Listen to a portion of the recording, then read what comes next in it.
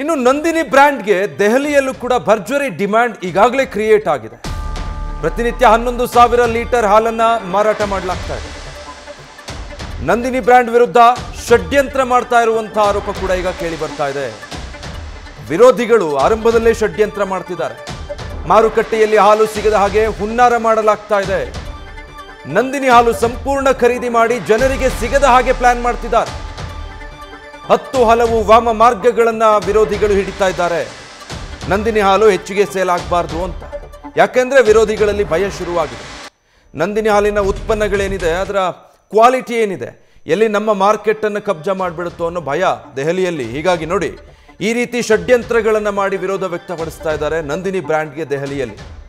ಅಡ್ವರ್ಟೈಸ್ಮೆಂಟ್ಗೆ ಹಾಕಿದ್ದಂತಹ ಬ್ಯಾನರ್ಗಳನ್ನ, ಪೋಸ್ಟರ್ಗಳನ್ನ ಈ ರೀತಿ ಸುಟ್ಟಾಕ್ತಿದ್ದಾರೆ. ಅಥವಾ ಗ್ರಾಹಕರಿಗೆ ನಂದಿನಿ ಹಾಲೇ ಸಿಗಬಾರ್ದು, ಆ ರೀತಿಯಾಗಿ ಅಷ್ಟು ಹಾಲನ್ನ ಖರೀದಿ ಮಾಡಿ ಗ್ರಾಹಕರ ಕೈಗೆ ಸಿಗದ ಹಾಗೆ ಮಾಡ್ತಿದ್ದಾರೆ. ಸೊ ಉಳಿದ ಬ್ರ್ಯಾಂಡ್ಗಳನ್ನು ಮಾತ್ರ ಅವರು ಖರೀದಿ ಮಾಡಬೇಕು ಗ್ರಾಹಕರು. ಈ ರೀತಿಯಾದಂಥ ಷಡ್ಯಂತ್ರಗಳನ್ನು ದೆಹಲಿಯಲ್ಲಿ ನಂದಿನಿ ಬ್ರ್ಯಾಂಡ್ನ ವಿರುದ್ಧ ಇತರೆ ಬ್ರ್ಯಾಂಡ್ನ ಅಥವಾ ಅದನ್ನು ವಿತರಿಕೆ ಮಾಡುವಂಥವರು ಮಾಡ್ತಿದ್ದಾರೆ. ಇತ್ತೀಚೆಗಷ್ಟೇ ರಾಜ್ಯದಿಂದ ದೆಹಲಿಗೂ ಕೂಡ ನಂದಿನಿ ಹಾಲಿನ ಸರಬರಾಜು ಆರಂಭ ಆಗಿತ್ತು. ಮತ್ತು ಅದಕ್ಕೆ ಅತ್ಯುತ್ತಮವಾದಂಥ ರೆಸ್ಪಾನ್ಸ್ ಕೂಡ ಸಿಕ್ಕಿತ್ತು. ದಿನೇ ದಿನೇ ಬೇಡಿಕೆ ಹೆಚ್ಚಾಗ್ತಾ ಇದೆ. ಈಗಾಗಲೇ ದಿನನಿತ್ಯ 11,000 ಲೀಟರ್ ನಂದಿನಿ ಹಾಲು ಮಾರಾಟ ಆಗ್ತಾ ಇರೋದು. ಆದರೆ ಈಗಾಗಲೇ ಅಲ್ಲಿದ್ದಂಥ ಒಂದಷ್ಟು ಬ್ರ್ಯಾಂಡ್ಗಳಿಗೆ ಇದರಿಂದ ಆತಂಕ ಶುರುವಾಗಿದೆ.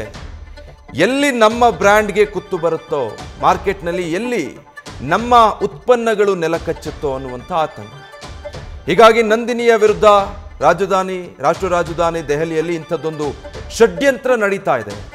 ವಿರೋಧಿಗಳು ಈ ರೀತಿಯಾದಂಥ ಕೃತ್ಯ ಎಸಗ್ತಾ ಇದ್ದಾರೆ.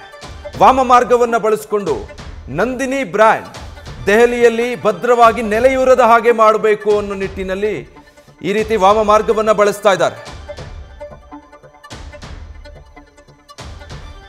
ಡೀಟೇಲ್ಸ್ ಕೊಡ್ತಾರೆ ಈ ಬಗ್ಗೆ ನ್ಯೂಸ್ ಡೆಸ್ಕ್ ನಿಂದ ಜಗದೀಶ್ ಲೈವ್ ನಲ್ಲಿ ಜಾಯ್ನ್ ಆಗ್ತಾ ಇದ್ದಾರೆ. ಜಗದೀಶ್, ಈಗ ವಿರೋಧಿಗಳಿಗೆ ಭಯ ನಂದಿನಿ ಬ್ರ್ಯಾಂಡ್ ಬಗ್ಗೆ ಅಂತ ಹೇಳಬೇಕಾ? ಈ ರೀತಿ ವಾಮ ಮಾರ್ಗದಲ್ಲಿ ಬ್ರ್ಯಾಂಡ್ ನಂದಿನಿಯನ್ನ ಕಟ್ಟಿ ಹಾಕೋದಕ್ಕೆ ಮುಂದಾಗೋದು ನೋಡ್ತಾ ಇದ್ರೆ? ವಿಜಯ್, ನಂದಿನಿ ಬ್ರ್ಯಾಂಡ್ ಬಗ್ಗೆ ಕೇವಲ ಕರ್ನಾಟಕ ಮಾತ್ರ ಅಲ್ಲ, ಕರ್ನಾಟಕವನ್ನು ಹೊರತುಪಡಿಸಿ ನೀವು ಬೇರೆ ರಾಜ್ಯಗಳಲ್ಲಿ ಹೋದರೂ ಸಹಿತ ನಂದಿನಿ ಬ್ರ್ಯಾಂಡಿನ ತುಪ್ಪಕ್ಕೆ ಬಹಳಷ್ಟು ಬೇಡಿಕೆ ಇದೆ. ಸ್ಪೆಷಲಿ ತಿರುಪತಿ ತಿಮ್ಮಪ್ಪನ ದೇವಸ್ಥಾನದಲ್ಲಿ ಅಲ್ಲಿ ಪ್ರಸಾದವೂ ಸಹಿತ ರೆಡಿ ಆಗುವಂಥದ್ದು ಆ ಒಂದು ನಂದಿನಿ ಬ್ರ್ಯಾಂಡ್ನಲ್ಲಿ ಮಾಡಿರ್ತಕ್ಕಂತಹ ಲಡ್ಡುಗಳೇನಿದಾವಲ್ಲ, ಆ ಲಡ್ಡುವ ಘಮವೇ ಬೇರೆ ಇರುತ್ತೆ ಮತ್ತು ಅದರ ಟೇಸ್ಟೇ ಬೇರೆ ಇರುತ್ತೆ. ಅದ್ರ ಜೊತೆಗೆ ದೆಹಲಿಯಲ್ಲೂ ಸಹಿತ ತುಪ್ಪ ಬಹಳಷ್ಟು ವರ್ಷಗಳಿಂದ ಸೇಲ್ ಆಗ್ತಾ ಇತ್ತು. ಅದರ ಜೊತೆಗೆ ಆ್ಯಡ್ ಆನ್ ಆಗಿ ಇತ್ತೀಚೆಗೆ ಏನಂದರೆ ಸ್ವತಃ ಸಿದ್ದರಾಮಯ್ಯನವರು ದೆಹಲಿಯಲ್ಲಿ ನಂದಿನಿ ಬ್ರ್ಯಾಂಡಿನ ಹಾಲು ಮತ್ತು ಮೊಸರು ಸಿಗೋದಕ್ಕೆ ಅವಕಾಶವನ್ನ ಮಾಡಿಕೊಡ್ತಾರೆ. ಯಾವಾಗ ಈ ವಿಚಾರ ಗೊತ್ತಾದ ತಕ್ಷಣವೇ ದೊಡ್ಡ ಮಟ್ಟದಲ್ಲಿ ನಂದಿನಿ ಬ್ರ್ಯಾಂಡ್ಗೆ ಏನಂತಂದ್ರೆ ಬೇಡಿಕೆ ಸಹಿತ ಬರುತ್ತೆ. ಈಗ ಪ್ರತಿ ದಿವಸವೂ ಸಹಿತ 11,000 ಲೀಟರ್ಗಳಷ್ಟು ಹಾಲು ಈಗಾಗಲೇ ಸೇಲ್ ಆಗ್ತಾ ಇದೆ ಅನ್ನುವಂತಹ ವಿಚಾರವನ್ನ ಸ್ವತಃ ನಂದಿನಿ ಬ್ರ್ಯಾಂಡಿನ ಮುಖ್ಯಸ್ಥರು ಸಹಿತ ಹೇಳ್ತಾರೆ. ಇಷ್ಟೊಂದು ದೊಡ್ಡ ಪ್ರಮಾಣದಲ್ಲಿ ಏಕಾಏಕಿ ವಿಥಿನ್ 1 ವೀಕಲ್ಲಿ ಇಷ್ಟು ದೊಡ್ಡ ಪ್ರಮಾಣದಲ್ಲಿ ಹಾಲು ಏನಂದ್ರಲ್ಲಿ ಸೇಲ್ ಆಗ್ತಾ ಇರುವಂತಹ ಕಾರಣಕ್ಕಾಗಿ ಸ್ಥಳೀಯ ಇರುವಂತಹ ಹಾಲಿನ ಬ್ರ್ಯಾಂಡ್ನವರು ಬಹಳಷ್ಟು ಆತಂಕಕ್ಕೆ ಸೃಷ್ಟಿಯಾಗಿದೆ ಅವರಿಗೆ. ಕಾರಣ ಏನು ಅಂತಂದ್ರೆ ಅಷ್ಟೊಂದು ದೊಡ್ಡ ಪ್ರಮಾಣದಲ್ಲಿ ಹಾಲು, ಯಾಕಂದ್ರೆ ಒಂದು ನಂದಿನಿಗೆ ಇರುವಂತಹ ಕ್ವಾಲಿಟಿ, ಹಾಲಿನ ಗುಣಮಟ್ಟ ತುಂಬಾ ಚೆನ್ನಾಗಿದೆ, ಮತ್ತೆ ಗಟ್ಟಿ ಬರುತ್ತೆ ಹಾಲು ಅನ್ನುವಂತಹ ಕಾರಣಕ್ಕಾಗಿ, ಮತ್ತೆ ಕೊಬ್ಬಿನಾಂಶ ಜಾಸ್ತಿ ಇರುತ್ತೆ ಅನ್ನುವಂತಹ ಕಾರಣಕ್ಕಾಗಿ ನಂದಿನಿ ಬ್ರ್ಯಾಂಡ್ ಅತಿ ಹೆಚ್ಚಿನ ಪ್ರಮಾಣದಲ್ಲಿ ಹಾಲು ಏನಂದ್ರೆ ಸೇಲ್ ಆಗ್ತಾ ಇದೆ. ಮತ್ತೆ ಎರಡನೇದಾಗಿ ಪ್ರೈಸ್ ವಿಚಾರಾಗಿ ಬರ್ತಾ ಹೋದ್ರೆ ಅಲ್ಲಿ ನೀವು ದೆಹಲಿಯಲ್ಲಿರುವಂಥದ್ದು ಒಂದು ಅಮೂಲ್ ಬ್ರ್ಯಾಂಡ್ ಇದೆ, ಮತ್ತೆ ಎರಡನೇದಾಗಿ ಮದರ್ ಡೈರಿ ಬ್ರ್ಯಾಂಡ್ ಇದೆ. ಆ ಎರಡೂ ಬ್ರ್ಯಾಂಡ್ಗಳನ್ನ ಹಾಲನ್ನ ತೆಗೆದುಕೊಳ್ಬೇಕು ಅಂದ್ರೆ ನಿಮಗೆ 58 ರಿಂದ 60 ರೂಪಾಯಿಗೆ ಪ್ರತಿ ಲೀಟರ್ ಸಿಗುತ್ತೆ. ಆದ್ರೆ ನಂದಿನಿ ಬ್ರ್ಯಾಂಡ್ ಇಡೀ ದೆಹಲಿಯಲ್ಲಿ ಸಿಗುವಂತಹ ಹಾಲಿನ ಪ್ರೈಸ್ ಅಲ್ಲಿ 56 ರೂಪಾಯಿ, ಅಂದ್ರೆ ಪ್ರತಿ ಲೀಟರ್ಗೆ ಕ್ವಾಲಿಟಿ ಪ್ರೈಸ್ ಅಲ್ಲೂ ಸಹಿತ 2 ರೂಪಾಯಿ ಕಡಿಮೆ ಇದೆ, ಮತ್ತು ಜೊತೆಗೆ ಕ್ವಾಲಿಟಿನೂ ಸಹಿತ ತುಂಬಾ ಚೆನ್ನಾಗಿದೆ ಅನ್ನುವಂತಹ ಕಾರಣಕ್ಕಾಗಿ ದೊಡ್ಡ ಮಟ್ಟದಲ್ಲಿ ಸೇಲ್ ಆಗ್ತಾ ಇದೆ.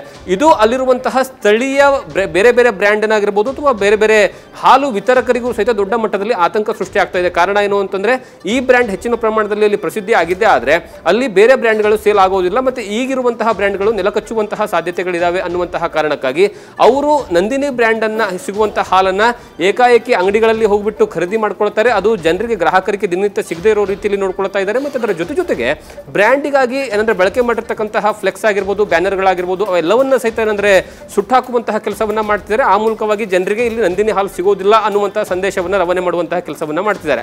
ಮತ್ತೊಂದು ಕಡೆಗೆ ನಂದಿನಿ ಹಾಲು ಮಾರಾಟ ಆಗುವಂತಹ ಮಳಿಗೆಗಳೇನಿದಾವಲ್ಲ, ಆ ಮಳಿಗೆಯ ಮುಂಭಾಗದಲ್ಲಿ ಬಂದು ನಿಂತ್ಕೊಂಡು ಯಾವುದೇ ಕಾರಣಕ್ಕೂ ಸಹಿತ ಗ್ರಾಹಕರು ಬಂದು ಆ ಒಂದು ಹಾಲನ್ನು ತೆಗೆದುಕೊಳ್ಬಾರ್ದು ಅನ್ನುವಂತಹ ಲೆಕ್ಕಾಚಾರದಲ್ಲಿ ಅಲ್ಲಿ ಏನಂದ್ರೆ ಅಂದರೆ ವಾತಾವರಣ ಸೃಷ್ಟಿ ಮಾಡುವಂತಹ ಕೆಲಸವನ್ನು ಮಾಡ್ತಾರೆ.